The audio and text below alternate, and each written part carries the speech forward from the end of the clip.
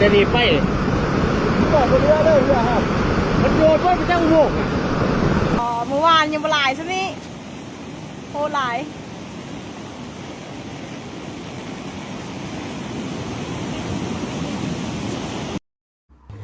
อัปเดตสถานการณ์ในตอนนี้เนาะสภาพน้ำท่วมน้ำยังมีระดับเพิ่มขึ้นสูงอยู่เด้อทุกคนเด้อเนาะยังบ่ทันมีท่าทีว่าสิลดลงตอนนี้ชาวบ้านเฮากำลังย้ายจากในบ้านเนาะกำลังพากัน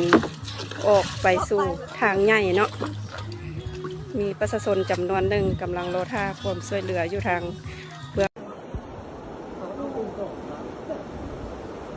เกิดมาฮักก็เคยเห็นว้าวเจ้าก่อนบ่เห็นวันนี้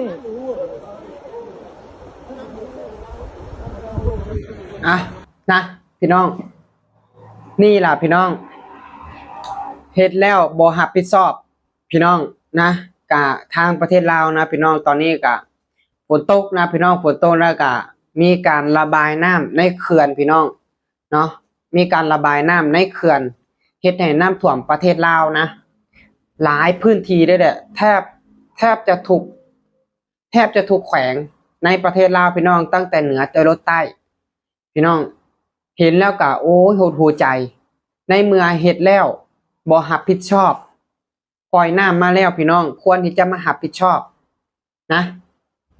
ควรที่จะลงมาเบิ่งมาแยงประชาชนเฮ็ดให้ประชาชนเดือดร้อนแล้วกลับบ่สนใจรายการช่วยเหลือรายการดูแลพี่น้องน้ำท่วมบ้านเรือนประชาชนท่วมไร่ท่วมนาเฮ็ดให้ประชาชนนี่ลำบากแล้วบ่มีการดูแลใดๆเลยเบิ่งแล้วก็หดหูใจพี่น้องเนาะเบิ่งแล้วก็หดหูใจคักโอ้สบายดีพี่น้องทักทายสบายดีวันนี้ก็มาอยู่ในช่องบาวลามชาแนลเช่นเก่าเช่นเคยเนาะนั่นล่ะพี่น้องคือที่เห็นนั่นล่ะเนาะน้ำท่วมประเทศลาวตอนเนี้ยนักถือว่านักเลยนะประชาชนลำบากน้ำท่วมเฮือนท่วมนาเนาะทั้งผู้ใหญ่ทั้งภาครัฐพี่น้องปล่อยน้ำปล่อยเขื่อนแล้วบ่มาเบิ่งแยงประชาชนหน้าแล้งเก็บน้ำหน้าฝนปล่อยน้ำฝนตกหนักอยู่ละน้ำบางจุดบางบอนกระท่วมหน้าฝนแล้วปล่อยเขื่อนมาเพิ่มอีกมันสิเหลือบ่พี่น้องบ้านเฮือนประชาชนไร่นาข้าวน้ำประชาชนมันสิเหลือบ่เหลือแล้วประชาชนจะเอาข้าวเอาน้ำกันมากินเพื่อนชานบางบ้านบางหลังนะบางแขวงกะได้รับความเสียหายแต่ทางภาครัฐก็ยังบ่เห็นแบบออกมาเบิ่งแยงประชาชนเลยพี่น้องเห็นแล้วคิดเห็นกันแบบใดพี่น้องคิดเห็นกันแบบใด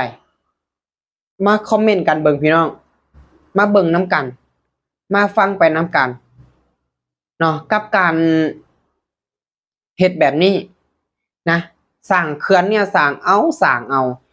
บ่เข้าใจคือกันว่าสิสร้างให้เพื่อหยังเมื่อก่อนบ่เคยมีประวัติแบบน้ำท่วมนะพี่น้องเมื่อก่อนบ่มีตั้งตอนที่ปีเนี่ยมันเริ่มปี2018มานี่เพราะว่าเริ่มมีเขื่อนหลายขึ้นน้ำก็เริ่มแบบท่วมหลายขึ้นเพราะว่าหน้าฝนตกแล้วละเนาะปล่อยเขื่อนบาดนี้เนาะเพราะว่าเก็บน้ำไว้หลายละน้ำมันสิล้นเขื่อนเพิ่นสิแตกคือในปี2018ก็คือการเขื่อนแตกเฮ็ดให้ประเทศลาวเสียหายเฮ็ดให้ประชาชนลำบากแต่ขาดการดูแลขาดการใส่ใจควรที่จะลงมารับผิดชอบตรงนี้เนาะรับผิดชอบลงมาเบิ่งมาแยงลงมาช่วยเหลือซื้อข้าวปลาอาหารแห้งมามอบให้กับประชาชนบ่เห็นฮอดหน้ามุดอยู่แต่ในหูหนูแบบนี้มันจะเป็นบ่แบบนี้ประชาชนเด้ลำบากอพยพไปอยู่วันอื่นเห็นแล้วก็หดหูใจพี่น้อง มันคือต่างกันเท่าล่ะกับทางประเทศไทยเนาะอันนี้บอลลัมกับโบอยากเอามาเปรียบเทียบบอลลัมกับโบอยากเอามาเป็นตัวอย่างหรอกแต่ว่าเห็นแล้วมันก็อดบ่ได้ทางภาครัฐบาลไทยเนาะลงไปให้กำลังใจประชาชนลงไปมอบน้ำมอบลงไปเยียวยาต่างๆนานาให้กับประชาชนเขา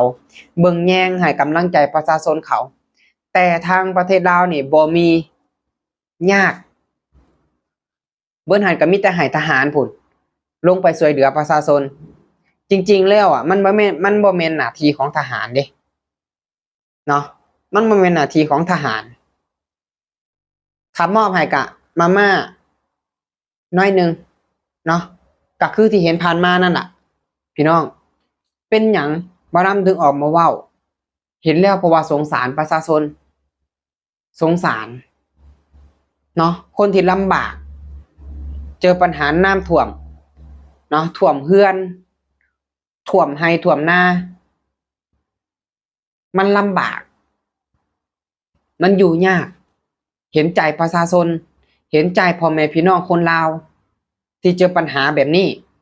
เนาะแต่ขาดการดูแลขาดการใส่ใจนะ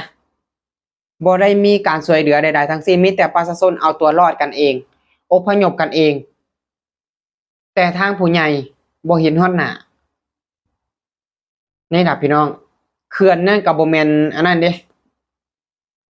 ปล่อยให้เวียดให้จีนเขามาเฮ็ดบ่นำก็บ่อยากว้าวหรอกแต่เห็นแล้วแบบมันอดบ่ไหวอีดีพี่น้องอดบ่ไหวเนาะเห็นใจประชาชนนะพี่น้องเห็นใจอีดีนะพี่น้องเบิ่งแล้วก็คิดกันแบบใดก็สามารถคอมเมนต์เข้ามาได้เนาะบ่ล่ำก็บ่อยากเว้าหลายพี่น้องเพราะว่าอาจสิฮู้ดีหั่นล่ะเนาะพี่น้องคนลาวอาจสิฮู้ดีเนาะบ่ล่ำก็บ่อยากเว้าไปลึกหลายกว่านี้ที่จริงเนี่ยมันอัดอั้นหลายอยู่ในใจนี่แต่ว่าบ่ล่ำก็บ่อยากเว้าไปหลายพี่น้องเนาะก็ช่วยพิจารณากันเบิ่งไปนํกันพี่น้องคิดเห็นกันแบบใดก็สามารถคอมเมนต์กันเข้ามาได้เด้อ